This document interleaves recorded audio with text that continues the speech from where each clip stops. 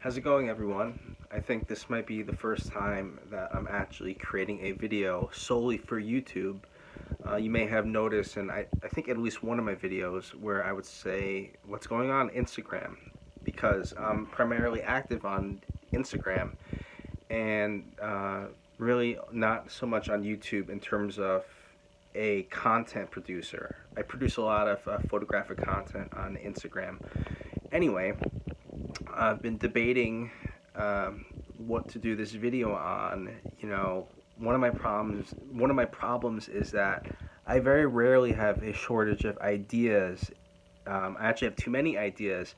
I have a problem actually implementing those ideas because I'm just kind of so, for lack of a better word, manic. I get caught into the analysis paralysis where I just constantly overthink and worry about how viable an idea is, and I don't actually ever do anything. So that's a problem that I'm working I'm working in solving. Anyway, I think what I want this video to be about, as I'm trying to find the best camera angle here, is what Tourette's syndrome feels like and what a tic feels like. For me, I really do strongly feel like Tourette's syndrome is an addiction.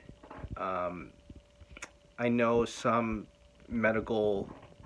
some doctors, whether they're PhDs or actual medical doctors, I think that they've used the addiction as a model, but for me, I mean, as someone who actually has Tourette's syndrome, it really does feel like an addiction, in that I feel like a tic is like irresistible. I feel like I can't resist it, and it's more effort to resist it than it is to just kind of let it wash over me.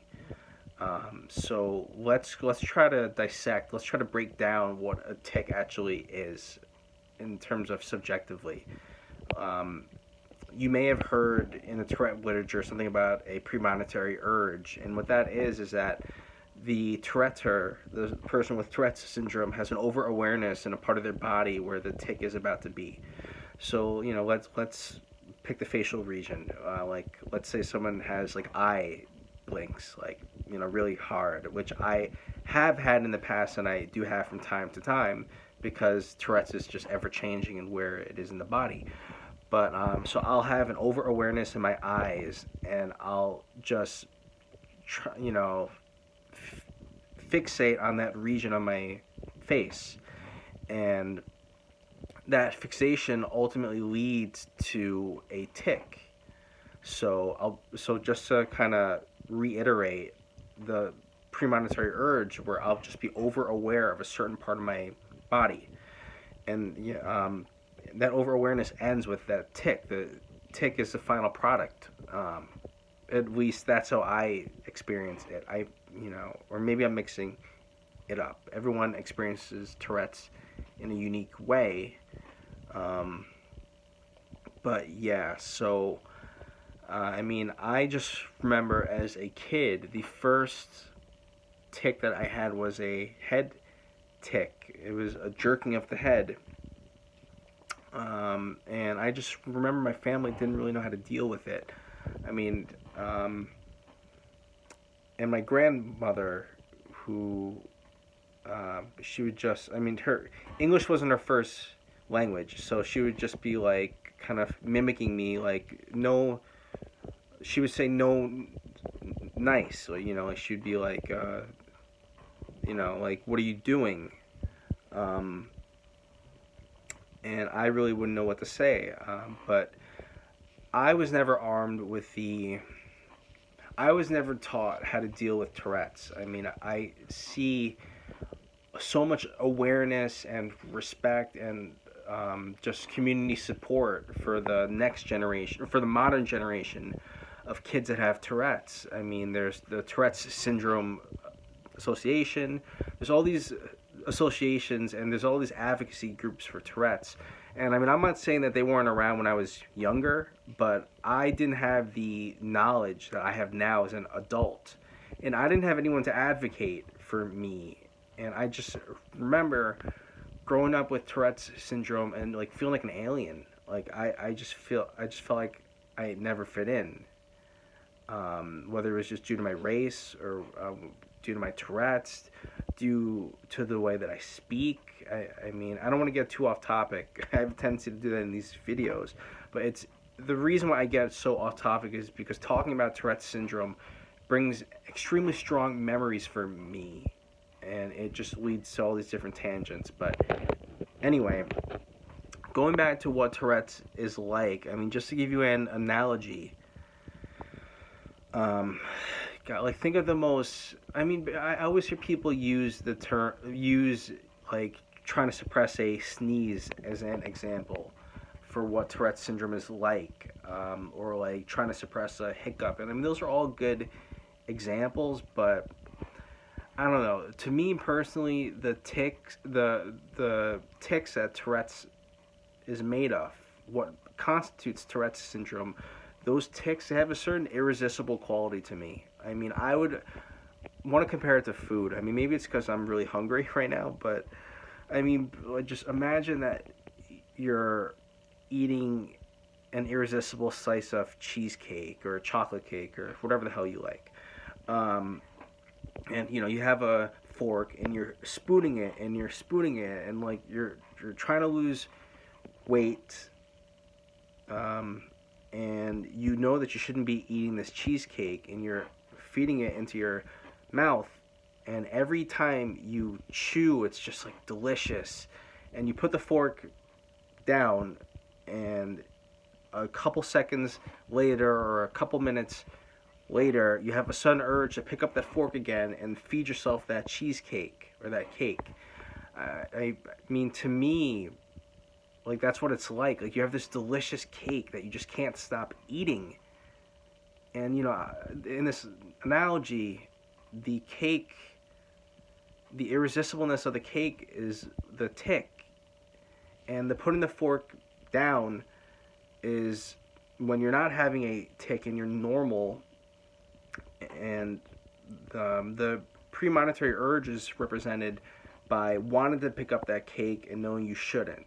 I mean, I hope I put that analogy, I hope I packaged that analogy correctly, but that to me is what it feels like. And of course, you know, you're not eating with Tourette's, obviously you're not eating a cake. I mean, in a way you're kind of consuming yourself, where it's like you're,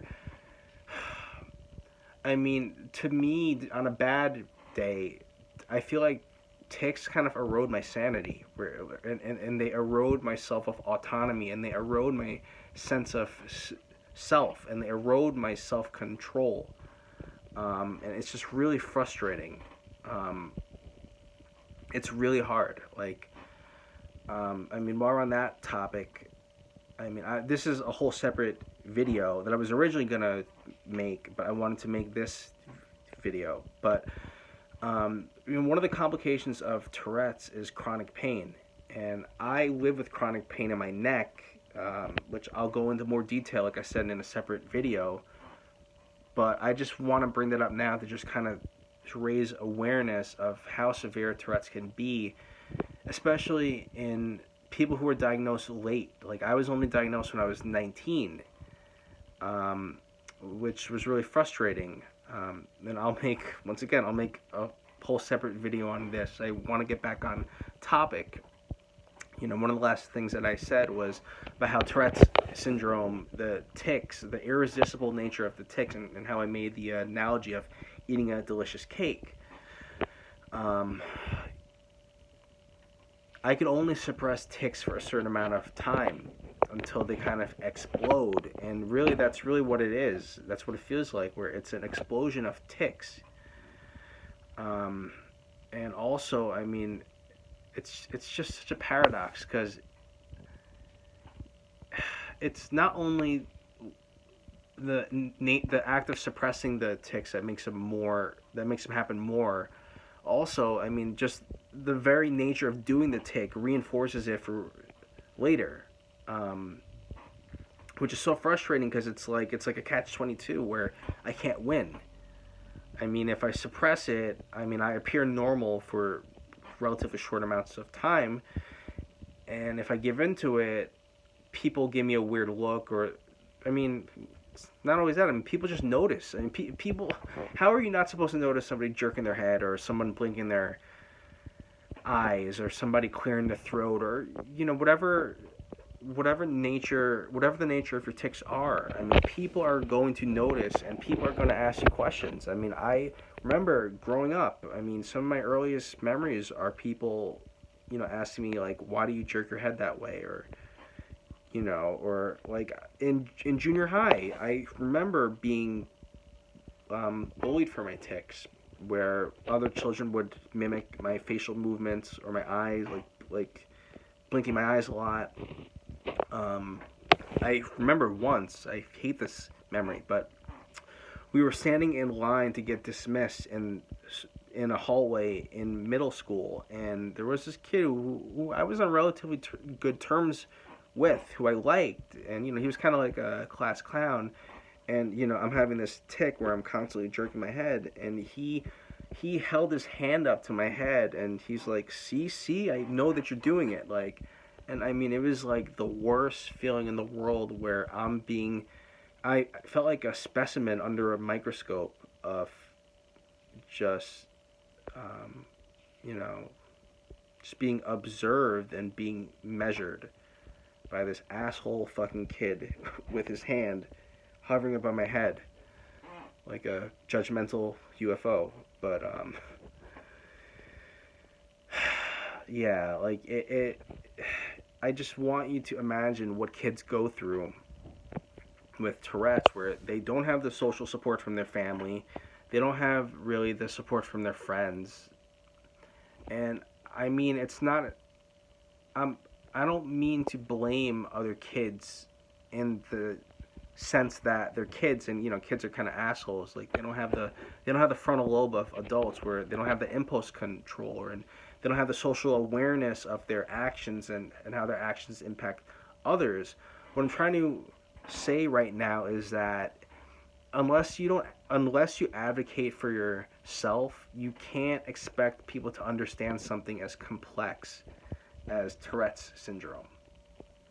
I mean, people with Tourette's syndrome, they don't even entirely understand it. I mean, from a scientific point of view. So what I would like to see more of is, I want to see more advocacy for adults with Tourette's, because so much of the literature and so many of the support groups are for children, which is great, but it's like, what happens to the population of patients who didn't get diagnosed until they were in adulthood?